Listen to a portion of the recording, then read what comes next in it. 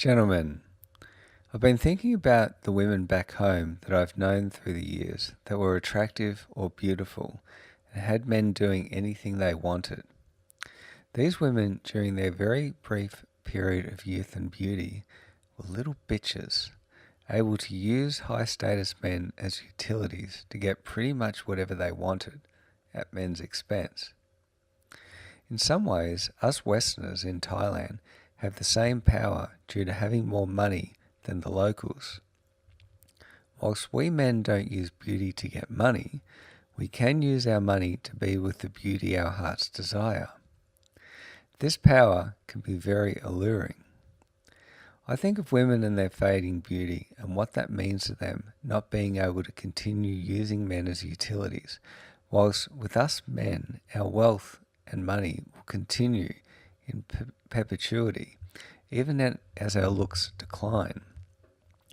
It must be frightening to be a woman looking in the mirror and seeing the decline, knowing full well what that means in terms of the type of man they are able to attract.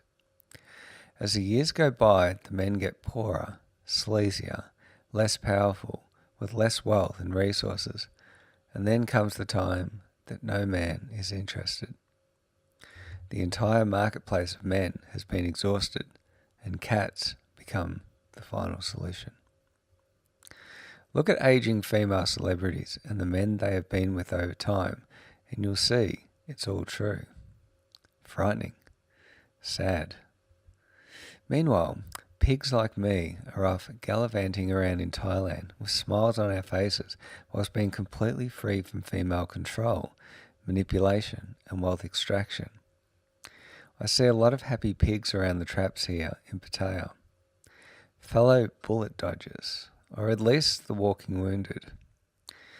If we conducted a survey of women, I suspect we would find that most of them are against anything which reduces their ability to take men's money, and pigs like me who travel to Thailand regularly are definitely bad for their business models. In the past, I was told I just needed to be more alpha, more masculine, more aggressive with women. But then I watched on and saw Brad Pitt, Johnny Depp, and other so-called alpha males with money, fame, and status get divorced and trampled on by their women. You know, I consider the very best accomplishment of my life was not getting married. Not even once. I didn't make that mistake even once in my life. Was I smarter than other men? Did I simply study the situation more closely than other men? Or was I just lucky? Motivational gurus are fond of the saying, luck is preparation meeting opportunity. I was extremely well prepared. I studied a lot, and I benefited from the writings of men on the internet in the early men's movement of the early 2000s. I learned from the lived experiences of other men. I watched other men get destroyed, including close male friends of mine, one of whom ended up committing suicide, and I learnt valuable lessons. So yes, I do agree that luck is preparation meeting opportunity. The difference with me is I took flight. I was well prepared to take flight, and I did indeed meet much opportunity here in Thailand. I met people and found a way of life that brought me happiness, contentment, and freed me from female manipulations.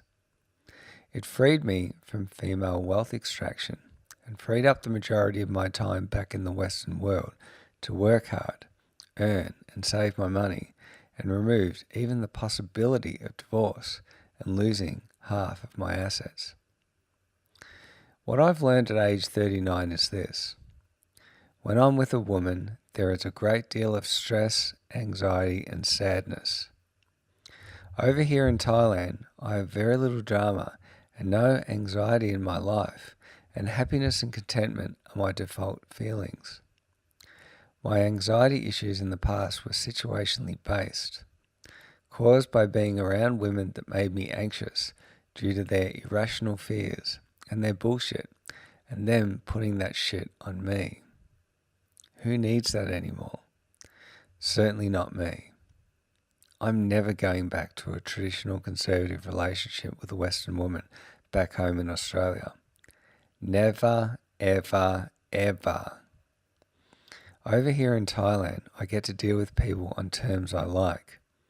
I'm the one with control and power. That's not the case with us men in the Western world.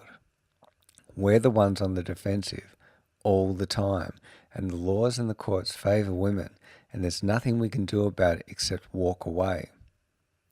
Sure, some men start groups and the like, and I have a deep level of respect to those men who try. Men like Big John from the Society for Men's Freedom. But it's not going to solve the core underlying problem, which is our Western society has reached such a high level of technological and societal development that women's true colours are on display instead of hidden like they are here in Thailand due to poverty and a lower level of societal development. I truly believe that feminism is female nature politicised. It's in all women and just needs certain environmental factors to be present in order for it to manifest itself, just as our true male nature and desire for freedom and sexual variety comes out in environments like Soy 6 Pattaya. If feminism is female nature politicized, then MGTOW is male nature politicized. The big difference, of course, is society and the law will make it much harder for you as a man to express your true nature, where it's business as usual for women to express theirs. Business as usual. Last night I went to see a very beautiful long-term ladyboy friend of mine in Soy 6. It's June, low season here in Pattaya. There were very few foreigners in Soy 6 and lots of women and ladyboys, and word on the soy was this low season is proving to be particularly hard to make money.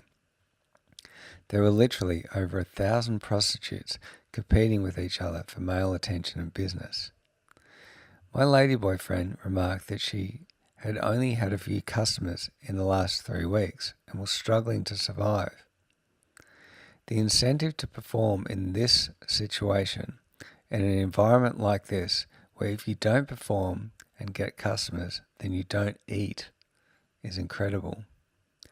These people have every incentive to go above and beyond to make sure that you have a great time.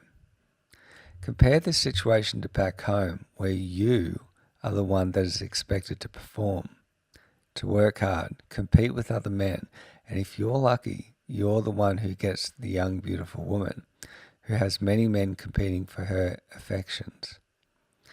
If you do manage against all odds to have one of these women choose you, then you're in for years of hard work attempting to keep her happy, which is an impossible task with women. Then, of course, you have a society and a legal system that is set up in such a way as to make her the superior party after the state, with you coming dead last. Fuck up for whatever reason, and you're the one who loses the lot. In a wealthy society and a system like this, where is her incentive to perform? She has none.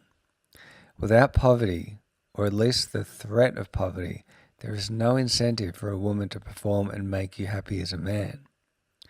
In fact, her incentive is actually not to perform, for in the event of divorce, she knows she will get most of the assets.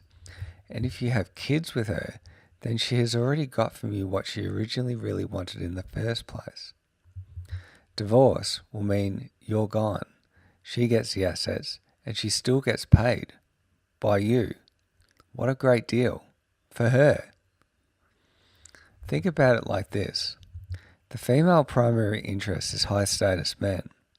Men with good jobs, good financial status, own home in nice, expensive neighbourhood, assets, a good retirement scheme. The male primary interest is sex with a variety of young, beautiful women. The male has to travel overseas to poorer countries to get his needs for youth and sexual variety met, because he has been so brilliant at building a society that is so technologically advanced, which has freed women, and with this freedom, their mask has slipped and they've revealed their true natures. A woman merely needs to walk into an office to be surrounded by high-status men that are sexually appealing to her. The equivalent of a sexy pin-up poster for men is a photo of a high-status, rich, financially successful man in a suit.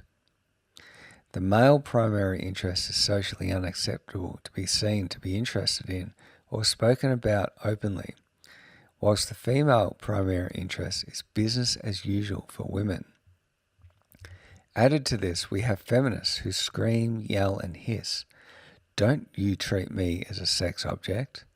Women are more than sex objects," and so on. Not that us men would ever want to be with the typical feminist sexually. It's galling to think that women can insist on us men not treating them as sex objects, but if we men ever turn the tables and say, "Stop treating me like a success object," if we walk away and then get on a plane and leave the country, well, that's completely unacceptable. This is the society we live in, gentlemen, and the situation we find ourselves in as men, and somehow we're the pigs if we go after our primary interest, but women going after theirs is fine, socially acceptable, with society's blessing and full support. Wow, just wow. Let's bottom line this, shall we? This is about your money.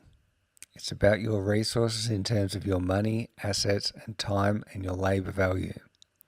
It's about the state and women having power and control over your time. It's us men who make the wealth. It's women who want it. The state needs it in the form of taxes extracted from the fruits of our male labour. Women need to control us in order to efficiently extract money from us. A man going his own way, who walks away and chooses freedom, is very dangerous and against the best interests of Western society. He can't be controlled by a woman. He's not easily taxed. He may choose to work less and pay less taxes, or else opt out entirely and try to live off the grid. A man like this is of no use for women in society. He may be into cryptocurrencies, and he may start mining for them in order to get off the traditional paper or fiat currency financial grid that is rigged so badly against him. I'm going to leave you with some homework. Go watch the movie Falling Down with Michael Douglas. The best parts are on YouTube. I think it captures the essence brilliantly of a man who has had enough and just can't take it anymore. And it's more relevant today than ever. Michael Douglas is us. We're the bad guys. All the best, gentlemen. I'm the Pretender.